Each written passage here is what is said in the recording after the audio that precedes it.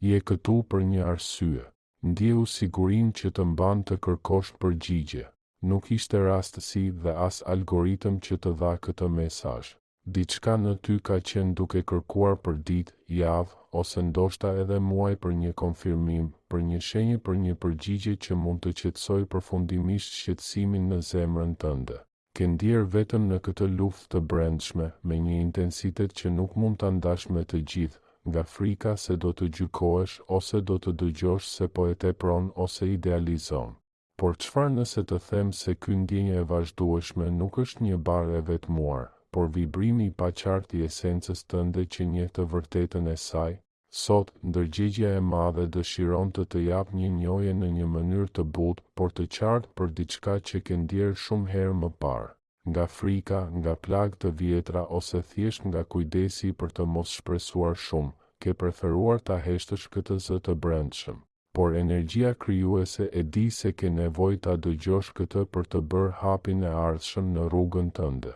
Ajo që do të dëgjosh do të ndihmojë të kuptosh pse shpirti yt reagon kaq fort ndaj kësaj personi, pse ndjen një qetësi të thellë, edhe nëse ka heshtje ose distancë mes jush. Dhe pse intuita jote, ajo udhëzuesi i brendshëm që kur nuk gënjen refuzon të dalë. Edhe nëse mendja jote logjike dëshiron të bindë ndryshe, dëgjo me kujdes, sepse ajo që vjen do të tregoj pse kjo dashuri që lëviz zemrën tënde ka një kuptim dhe një dimension shumë më të madh se sa mund ta imagjinosh. Kjo nuk është një takim rastësor, nuk është një rastësi kalimtare. Ajo që po përjeton është një realizim në nivelin e shpirtit, një rezonancë e thellë që te i kalon fizik dhe mendor prek fijet e fatit tënd. Është jehona e diçkaje që shpirti yt e mban mend, por që mendja jote nuk mund ta emërtojë akoma. Ke provuar ta ndërpresësh, të shpërqendrosh mendjen tënde, të mbyllësh derën, por diçka, një forcë që nuk mund ta shpjegosh logjikisht, të sjell përsëri në të njëjtin pikë. Ndjenja e thellë që ky person nuk erdhi në jetën tënde rastësisht është thelbi i këtij mesazhi. Universi dëshiron që të dish, nuk po çmendesh, nuk je i konfuzionuar dhe nuk po imagjinon asgjë. Ajo që ndjen vjen nga një nivel të thellë, nga ato hapësira që burimi përdor për të komunikuar me ty kur ndalon së dëgjuari vetëm me veshët dhe fillon të dëgjosh me shpirtin tënd. Nuk është një shpikje e dëshirës tënde, por e vërteta e esencës tënde. Por si e dallon dashurinë nga thjesht dëshira? Kjo është pyetja thelbësore që mundon shumë. A jam vërtet i lidhur apo i bllokuar në një obsesion, në një varësi emocionale? Mendja e ndikuar nga plagë të vjetra dhe frika e përsëritjes së dhimbjes gjithmonë do ta klasifikojë ndjenjen tënde si iracionale ose të rrezikshme. Por një lidhje shpirtërore ka shenja të paqartë, shenja që nuk lindin nga mungesa, por nga vibrimi më i pastër. Shenja e parë është paqja në heshtje. Kur je vërtet i lidhur me qëllimin tënd shpirtëror përmes një personi, ndjen një qetësi të pazakontë edhe në distancë. Nuk është një qetësi që vjen nga siguria e afërsisë fizike, por një qetësi të thellë, të brendshme që vjen nga njohja e shpirtit tënd. Qenia jote më e brendshme e di se kjo energji është e sigurt dhe se pavarësisht se çfarë ndodh jashtë, lidhja vet nuk është kurrë në rrezik. Kjo qetësi është zëri i intuitës tënde që të pëshpërit. Ajo që është e përcaktuar mbetet. A e ndjen këtë me të gjithë? Sigurisht që jo. E di shumë mirë se kjo nuk ndodh me të gjithë njerëzit. Ndjen se këtë herë gjithçka është ndryshe. Shenja e dytë është zgjedhja e papritur e esencës tënde. A person special ka zgjuar diçka në ty, aftësi, emocione, ose anë të tua që nuk e dije as që ekzistonin. Gjëra që kanë qëndruar të fjetura për një kohë të gjatë, ndjenja që lindin vetëm kur shpirti yt njeh diçka të njohur. Është sikur kjo lidhje vepron si një katalizator që të detyron të rritesh dhe të realizosh madhështinë tënde. Kjo rezonancë prek një kujtim të lashtë, një njohje të heshtur që të nxit të bëhesh versioni më i mirë i vetes tënde. Kjo fuqi që ndjen nuk është një iluzion romantik, por imprinti energjetik i qëllimit të përbashkët që ju bashkon në këtë bollë.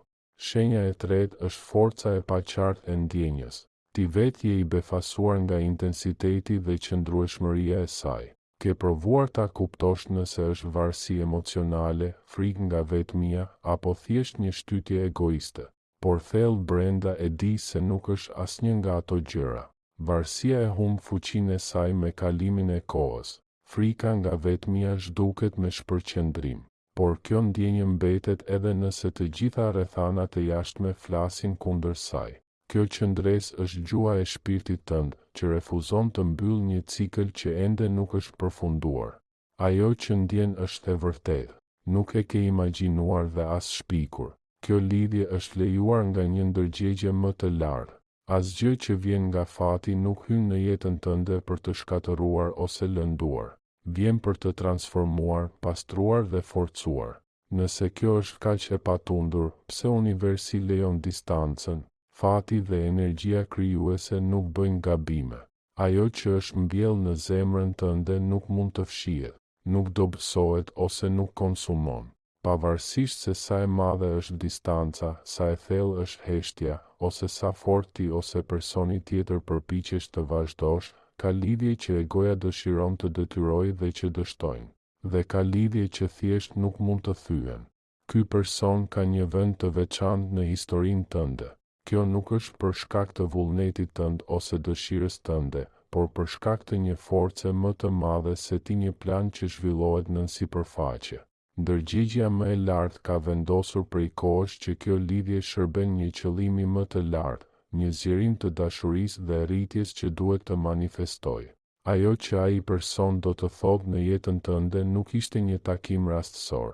Edhe nëse mendja jote përpiqet të të mashtrojë dhe të thotë se ishte thjesht një kapitull, një iluzion ose një episod, ndjen thellë brenda se nuk mund ta mbyllësh këtë libër. Arsyeja është e thjeshtë, nuk ka përfunduar. Nuk është një cikël i përfunduar, por një cikël i pezulluar. Konfuzioni, dhimbja ose ndarja e heshtur nuk janë një shenjë e një fundi, por e një përgatitjeje. Të dy duhet të rriteshit, të shëronit plagë të vjetra dhe të zhvilloheshit brenda për të mbajtur lidhjen e qëndrueshme dhe të vetëdijshme që fati kishte parashikuar për ju. Universi nuk bashkon shpirtërat gjysmë, ai bashkon qëllime të plota. Ke ndryshuar dhe personi tjetër ka ndryshuar gjithashtu. Ajo që duket si një distancë e pakapërcyer është thjesht një hapësirë rritjeje për energjinë universale. Ndërgjegjja më e lartë nuk përqendrohet në momentin e tanishëm, por në fundin e historisë. Dhe në atë pikë fundore, ai person tashmë ka vendin e tij, një vend që nuk mund ta shohësh akoma, sepse rruga jote nuk është zhvilluar plotësisht. Universi e ka parë tashmë gjithçka, dhe të flet sot që të mos bësh gabimin e ngatërimit të asaj ndjenje me thjesht dëshirë ose një fantazi. Kjo lidhje nuk është një gabim, nuk është një ndëshkim, nuk është një iluzion që duhet të thyet. Ajo është krijuar për të mësuar të duash pa frikë, për të zgjeruar ndërgjegjen tënde dhe për të realizuar se dashuria e vërtet nuk kalon, ajo transformohet. Ajo pastrohet në distancë dhe kthehet më e qartë dhe më e vetëdijshme se kur më parë. Universi nuk do të linte me këtë konfuzion të vazhdueshëm nëse nuk do ta kishte vendosur vetë të vërtetën e kësaj lidhjeje në zemrën tënde. Prandaj mos dysho, sepse dyshimi është armiku më i madh i qartësisë. Është ajo që të bën të sabotosh veten, të vësh në dyshim veten dhe të ndash veten nga e vërteta që ke mbajtur brenda teje për një kohë të gjatë. Dhe për të kuptuar se si fati po përgatitet për ribashkimin, na nevojitet të kuptojmë se çfarë do të thotë vërtet ky moment, si krijohet themeli në këtë fazë që do të sigurojë stabilitetin e lidhjes. Ne kemi realizuar, ajo që ndjen është e vërtetë. Intuita jote nuk gënjen. Kjo lidhje është e shënuar nga fati, por është e vështirë për mendjen njerëzore të kuptojë se diçka kaq e vërtetë mund të sjellë kaq shumë dhimbje dhe distancë. Kjo është pikërisht ku qëndron logjika më e thellë e fatit, ajo nuk funksionon sipas kalendarit njerëzor, por sipas ritmit të rritjes dhe ndërgjegjes. Heshtja, heqja ose bllokimet nuk janë një ndëshkim, por një aktivizim i kontratës shpirtërore. Imagjino se dy shpirtëra takohen para se të jenë gati. Takimi do të ishte kaotik, dhimbshëm, shkatërues. Energjia do të ishte shumë e fortë dhe në vend që të shëronin, ata do të lëndonin njëri tjetrin. Ndërgjegjja më e lartë nuk lejon që një lidhje kaq të rëndësishme të kalojë në kaos. Kjo është arsyeja pse ndarja është një akt i dashurisë parandaluese. Ky moment që e percepton si braktisje ose konfuzion, në të vërtetë është një tërheqje e detyruar e ndërgjegjes. Është faza ku të dy jeni në misione të ndara jo për të harruar njëri tjetrin, por për të përmirësuar veten individualisht. Është një marrëveshje shpirtërore e bërë në një nivel më të lartë. Ne ndahen derisa secili prej nesh të ketë shëruar mjaftueshëm për të mbajtur madhështinë e kësaj bashkimi pa e thyer atë. Pauza ekziston që të dy të lirojnë lidhjet karmike dhe varësitë emocionale që pengojnë manifestimin e pastër të dashurisë. Për ty dëgjuesin, kjo ndarje është një mundësi e detyrueshme për të ndërtuar një marrëdhënie të patundur me veten tënde. Nëse do të varej nga ai person për të ndjerë se je i plot, dashuria do të bëhej varësi ose burgim kur ata të kthehen. Fati të mëson të gjesh plotësinë brenda vetes. Universi të thotë, nuk kam nevojë të jesh i lidhur, kam nevojë të jesh i lirë dhe i fortë. Kjo është arsyeja pse distanca është stërvitje. Ajo të detyron të njohësh dhe shërosh armikun tënd më të madh të brendshëm, frikën nga vetmia, frikën nga braktisja, ose frikën nga mos të qenit mjaftueshëm. Sa kohë që nuk e shëron këtë plagë të mungesës, do të vazhdosh të tërheqësh marrëdhënie që pasqyrojnë të njëjtën mungesë. Kjo tërheqje shërben për të thyer këtë cikël. Pauza të ka përballur me hijet e tua, pjesët e lënduara ose të fjetura të shpirtit tënd dhe të ka detyruar të shikosh ato pa shpërqendrim. Jeta të ka thënë, nuk mund ta mbushësh boshllukun tënd me një tjetër person. Duhet ta mbushësh atë me veten tënde së pari. Vetëm në këtë mënyrë, kur ky person të kthehet, mund të plotësojë, jo të përfundojë. Pjekuria nuk do të thotë të presësh me durim. Pjekuria do të thotë të kthesh kohën e pritjes në punë të brendshme. Ndërsa kalon koha, universi të kërkon të mos mbetesh në dyshim apo frikë, por ta përdorësh këtë fazë për të ngritur vibrimin tënd, për të shëruar modelet e vjetra dhe për të pastruar pasqyrën e plagëve të tua. Personi që kthehet nuk do të kthehet te versioni yt që ishte i pasigurt apo i varur, por të versioni që u rinovua, e vlerësoi dhe u rreshtua me qëllimin e tij të jetës. Fati nuk do që të qëndrosh i palvizur, por do që të bëhesh personi i fortë, i vetëdijshëm që mund të mbajë thellësinë e asaj lidhjeje pa u shembur nga frika apo kontrolli. Ky është një kohë pastrimi. Dashuria që vjen nga fati duhet të kalojë përmes zjarrit të shërimit dhe ajo pauzë është ai zjarr. Ajo digjet gjithçka që është e gabuar. Lidhja, iluzioni, frika. Në fund, mbetet vetëm esenca e pastër e lidhjes. Kur kjo esencë të kthehet, nuk do të ketë vend për dyshime, lojra apo përpjekje për t'u arratisur. Gjatë kësaj pauze, universi të jep mjetin më të fuqishëm nga të gjitha fuqinë tënde. Të mëson të besosh procesin, të dorëzohesh në kohën perfekte dhe të lësh kontrollin mbi rezultatin. Nëse e kupton këtë pauzë si një kontratë shpirtërore, ajo të çliron nga frika e detyrimit për të forcuar diçka. Thjesht duhet të bëhesh versioni më i mirë i vetes tënde. Çelësi është të mos presësh që personi tjetër të ndryshojë apo të kthehet, por të sigurohesh që nuk e humb këtë mundësi për t'u transformuar. Çdo ditë në këtë pauzë është një dhuratë nga universi, një mundësi për të rafinuar energjinë tënde, për të dashur veten më shumë dhe për t'u bërë magnetik për frekuencën e dashurisë së vërtetë, të qëndrueshme. Kjo është detyra që fati të ka imponuar gjatë këtij tërheqjeje. Por çfarë do të thotë vërtet ky hop i brendshëm dhe si mund ta përdorësh këtë kohë në avantazhin tënd më të madh? Çelësi qëndron në procesin tënd. Çfarë bën ndërsa pret? Ke fuqinë ta kthesh këtë pauzë në themelin e një të ardhmeje të qëndrueshme. Tërheqja e vetdijes nuk është një ndëshkim, por një dhuratë e ardhë. Si e përdor këtë kohë do të përcaktoj cilësinë dhe qëndrueshmërinë e lidhjes tënde të ardhshme. Fati nuk do që të presësh pa punë për një mrekulli, të kërkon të përdorësh sovranitetin tënd energjik dhe të krijosh një themel të palvizshëm. Fusha e parë e madhe e mësimit është shkëputja hyjnore. Duhet të kuptosh se lëshimi nuk do të thotë të harrosh dik apo të bëhesh indiferent.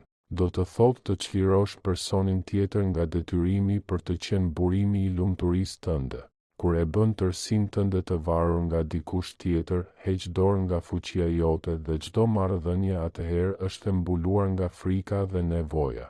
Lëshimi hyjnor është një akt besimi.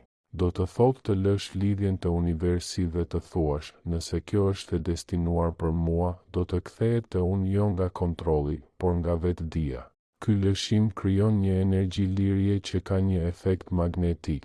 Kur ndalon së gjuetari, vetë bëhesh energjia që tërheq. Detyra e dytë është të shërosh modelet e mungesës. Universi të ndihmon të njohësh dhe të thysh ciklet e vjetra të varësisë, frikës dhe vetmisë. Dashuria e vërtet, dashuria që vjen nga qëllimi i shpirtit tënd, nuk është një plaster për plagët e tua, por një zgjerim i plotësisë tënde. Nëse kjo lidhje ka zgjuar në ty nevojën për të kërkuar validim, për të dyshuar në vetvete apo për të pranuar më pak, atëherë universi të ka ndarë që të mund të shohësh këto plagë qartë. Tani duhet të duash veten ashtu siç të do burimi pa kushte. Duhet të bëhesh burimi yt i vlerës dhe sigurisë. Çdo vendim që shërben për paqen tënde të brendshme rrit vibrimin tënd dhe të afron më afër manifestimit të asaj që vërtet meriton. Duhet të ndërtosh tempullin tënd të brendshëm, një strehë qetësie që asnjë kaos i jashtëm nuk mund ta pushtojë. Paqja nuk është mungesa e problemeve, por prania e vetdijes. Kur ndërtosh këtë tempull brenda teje, energjia jote stabilizohet. Ndalesh së lëvizuri në frikë, dyshim apo panik, dhe ligji i manifestimit është i thjeshtë, tërheq vetëm atë që përputhet me vibrimin tënd. Kur vibroni në bollëk, do të tërheqësh bollëk. Nëse vibroni në mungesë, do të tërheqësh vetëm më shumë mungesë. Detyra jote është të bëhesh aq e plotë sa prania e këtij personi të jetë një dhuratë e bukur, por jo një nevojë. Rikthimi i sovranitetit tënd gjithashtu do të thotë të veprosh sikur tashmë e di të vërtetën. Nëse universi të konfirmon se ky person është fati yt, pse duhet të veprosh nga dëshpërimi apo dyshimi? Mos kërko mesazhe, mos ndjek takime, mos kontrollo vazhdimisht rrjetet e tij sociale. Çdo veprim që buron nga dëshpërimi është një negacion i të vërtetës që universi po të zbulon tani. Në vend të kësaj, qëndro i qetë, i balancuar dhe i fortë. Vepro me sigurinë se gjithçka po lëviz në favorin tënd. Heshtja në shpirtin tënd tani është manifestimi më i fuqishëm që mund të praktikosh. Ti je krijuesi i realitetit tënd dhe mjeti yt më i fuqishëm është gjendja jote e qenies. Fuqia e vërtetë e kësaj faze qëndron në lëshimin e frikës së humbjes së diçkaje. Frika është sabotatori më i madh i çdo manifestimi. Frika e humbjes së dikujt çon në kapje dhe kapja çon në neveri. Duhet të arrish në një pikë ku besimi yt në vlerën tënde është aq i fortë sa ideja e humbjes së atij personi përfundimisht nuk të shkatëron. Vetëm kur je e lirë nga kjo frikë mund të duash dhe të tërheqësh nga liria. Dashuria që lind nga liria është e pastër, e vetëdijshme dhe e vërtetë. Ajo është një dhuratë e ndërsjellë, jo një zinxhir. Ky proces pjekjeje nuk është opsional, është baza për qëndrueshmërinë e lidhjes. Personi që kthehet në jetën tënde nuk do të jetë i njëjtë, dhe as ti nuk mund të jesh. Ti do të bëhesh një farë që nuk ka nevojë më për dritë të jashtme për të shkëlqyer. Ndërtimi i këtij themeli të brendshëm është detyra jote më e madhe tani, dhe universi të ka dhënë kohë dhe hapësirë për ta bërë këtë. Ndërsa ndërtosh tempullin tënd të brendshëm, shëron plagët e vjetra dhe rikthen forcën tënde, duhet të dish se kjo punë nuk ndodh vetëm.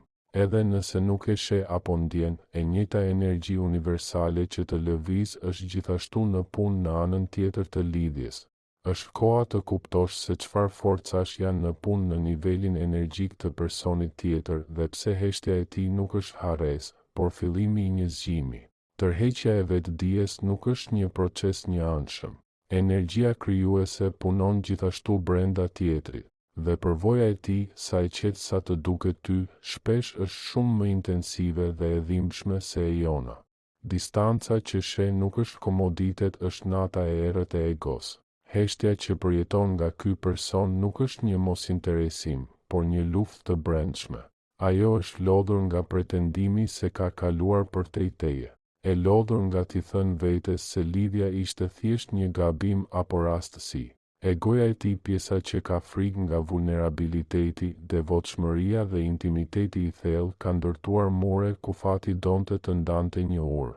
Tani universi përdor heshtjen dhe distancën për të shembur këto mure gur pas guri.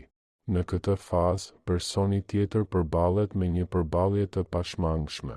Universi ka hequr shpërqendrimet me të cilat ajo më parë mbushte boshllëkun e saj. Vetmia është bërë një pasqyrë që e detyron të shikojë në frikën e saj nga angazhimi, krenarinë e saj, plagët e saj të vjetra të braktisjes dhe mungesën e vetvlerësimit. Egoja është sabotatori më i madh i lidhjeve psikike. Ajo i përshpërit asaj se vulnerabiliteti është dobësi, se dashuria pa kushte është një kurth dhe se është më e sigurt të qëndrosh e vetme se sa të hapesh vërtet. Por energjia krijuese nuk pranon gënjeshtra. Kjo është arsyeja pse universi vazhdon t'i tregojë asaj se fshehja e ndjenjave nuk shëron asgjë, ajo vetëm e zgjeron plagën.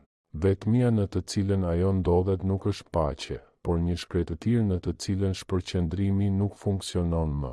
Ajo përpiqet ta mbushë vakuumin me njerëz, punë apo hobime, por ndjenja e boshllëkut mbetet. Ai boshllëk je ti apo më saktë, pjesa e tij që rezonon vetëm në lidhjen tuaj. Universi i dërgon asaj kujtime, shenja dhe momente të shkurtra qetësie për ta kujtuar. Ajo përpiqet ta shpjegojë gjithçka racionalisht, por ëndrat dhe intuicioni i përshpërisin emrin tënd. Ajo që ndjen nuk është vetëm tërheqje fizike, është një njohje e heshtur që i tregon se ajo që ndan me ty është unike. Fati i dërgon këto nxitje jo për ta torturuar, por për ta kujtuar për plotësinë që humbi kur zgjodhi frikën. Egoja e saj lufton kundër shpirtit të saj. Shpirti i saj e di se lidhja është reale, por egoja e saj reziston për ulësinë e kthimit. Universi tani po punon për të zgjidhur këtë rezistencë, e zbut frikën e saj, e zbut krenarinë e saj dhe thyen besimet kufizuese që e mbajnë atë nga pranuar madhështinë e kësaj lidhjeje. Ky proces është i ngadalshëm dhe i dhimbshëm, por i nevojshëm që një kthim të mos ndodh impulsivisht, por me vetdije dhe pjekuri. Të dy janë në një pikë kthimi, një devotshmëri të afërt. Ky person po i afrohet momentit kur dhimbja e jetës pa ty dhe pa të vërtetën e zemrës së tij bëhet më e madhe se dhimbja e krenarisë apo frikës së tij. Kur të vijë ai moment, veprimi i tij nuk do të jetë manipulim dhe pendim sipërfaqësor. Do të jetë një gjest i thellë për ulësie, pranimi se ai nuk mund të kontrollonte kur fuqinë e kësaj lidhjeje. Devotshmëria nuk do të jetë për ty, por për planin e fatit. Në këtë moment të lidhjes së thellë dhe zbulesës, të kërkoj të bësh diçka shumë të thjeshtë. Më thuaj se cila shenjë ke marrë më vazhdimisht në lidhje me këtë person. Ndoshta është një ëndër përsëritse, një takim rastësor që nuk mund ta injorosh, apo një këngë që papritur reflekton historinë tënde. Shkruaj, besohet procesin dhe ndaje shenjën tënde.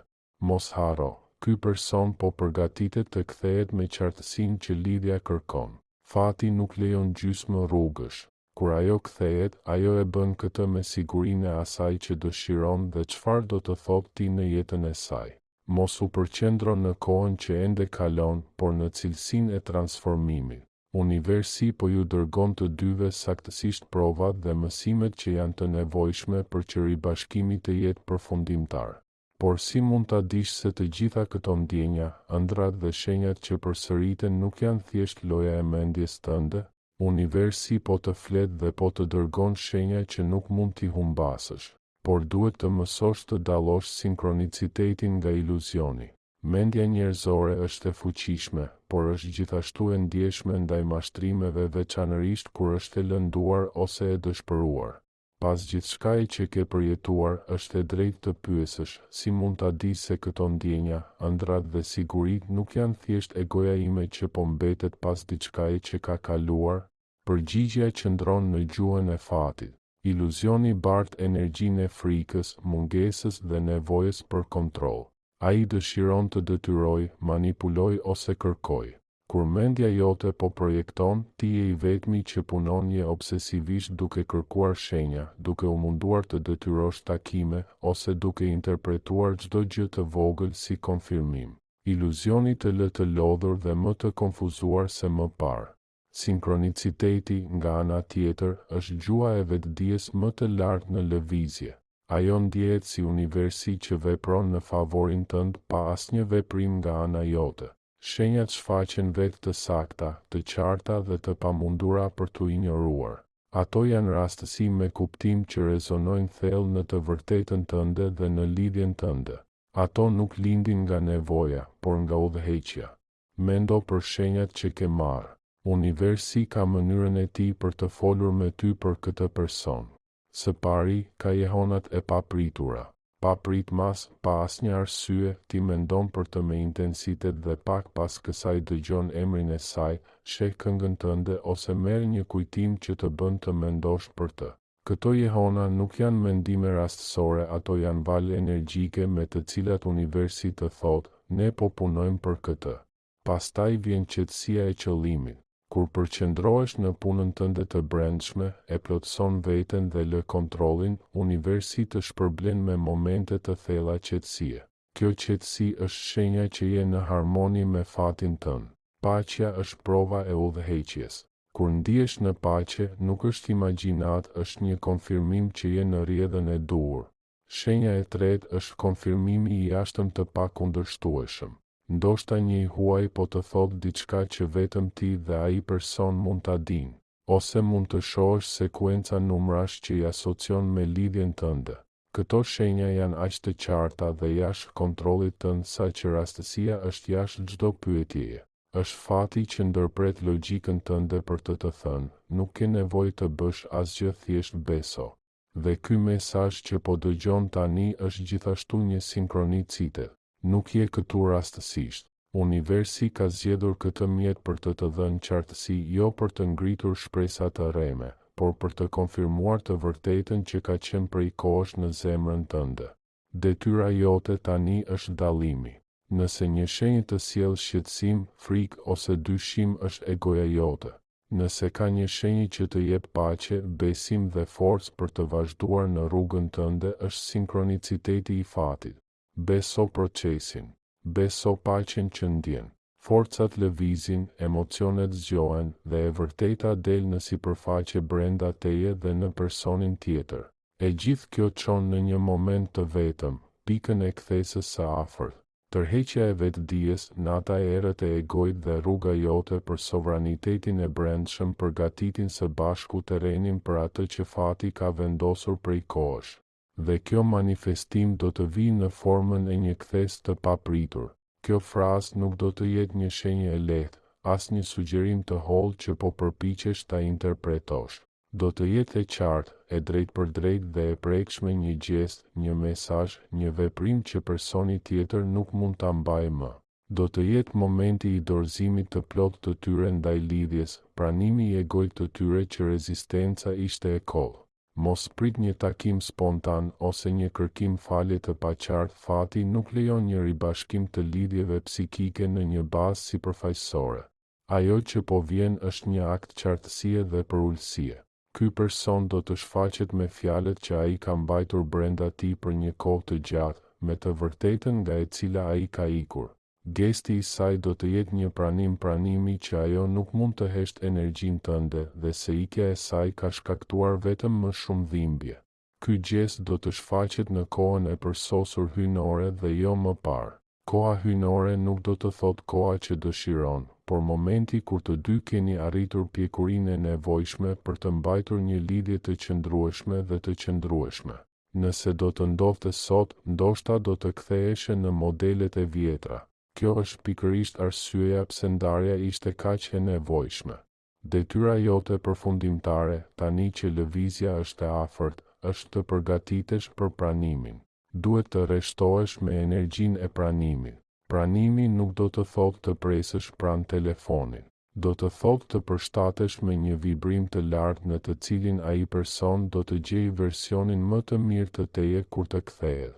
Nëse ajo kthehet dhe të gjen në të njëjtin gjendje frike, mungese ose dyshimi nga e cila ajo njëherë iku, kjo do të konfirmojë vetëm frikërat e saj dhe ciklet e vjetra mund të përsëriten. Megjithatë, nëse ajo të gjen në plotësinë tënde, qetësinë dhe sovranitetin tënd, nuk do të ketë dyshim për stabilitetin e lidhjes suaj. Për të aktivizuar energjinë tënde të pranimit, së pari shkëputu nga çdo pritshmëri. Universi e di saktësisht se si duhet të zhvillohet momenti. Mos u përpiq të shkruash skenarin, thjesht hapu për të pranuar. E dyta, lëre mënjan resentimin. Egoja pëlqen të mbajë të kaluarat e vjetra, por resentimi bllokon rrjedhën e energjisë. Fali ikjen e saj ishte pjesë e kontratës së shpirtit që ju të dy të mund të rriteni. Fal dhe liro veten. E treta, qëndro e qëndruar. Mos lejo emocionet e asaj që po vjen të shpërqendrojnë nga paqja që ke punuar kaq shumë për ta ndërtuar. Fati të thotë, fundi i kësaj tërheqjeje është i afërt, por shpërblimi i vërtet nuk është thjesht kthimi i atij personi, është transformimi që ke bërë gjatë rrugës. Pjekuria jote është garancia që ajo që kthehet do të qëndrojë. Përgatitu për të pranuar atë që të takon përmes vetdijes. Ne e kemi kaluar rrugën së bashku nga njoja e parë në manifestimin e afërt, dhe e vërteta e fundit që duhet të marrësh me vete është se intuicioni yt nuk ka qenë kurrë gabim. Ky person është i destinuar për ty. Ajo që ndjen nuk është një kapricio emocionale, as një lidhje rastësore, as një takim kalimtar. Është diçka që është e ankoruar në qëllimin tënd të jetës dhe ti e ke ndjerë që nga fillimi. Tani po mëson të besosh këtë ndjenjë pa dëshpërim, pa frikë, pa iluzion. Thellësia që ndjen tani dhe paqja që të udhëheq janë prova që je në harmoni me burimin. Dhe ky person gjithashtu ndjen këtë udhëheqje. Ndoshta ajo nuk di ende si të merret me të. Ndoshta ajo ende ka frikë. Ndoshta ajo po shëron plagë që nuk i dinte më parë. Por prova e saj ashtu si e jona nuk e ndalon planin e fatit. Dashuria që vjen nga vetdia më e lartë nuk humbet në konfuzion, ajo bëhet më e fortë. Ajo nuk thyen distancën, ajo pastron. Ajo nuk qëndron në vend, ajo transformohet. Dhe kjo ndryshim po ndodh tashmë.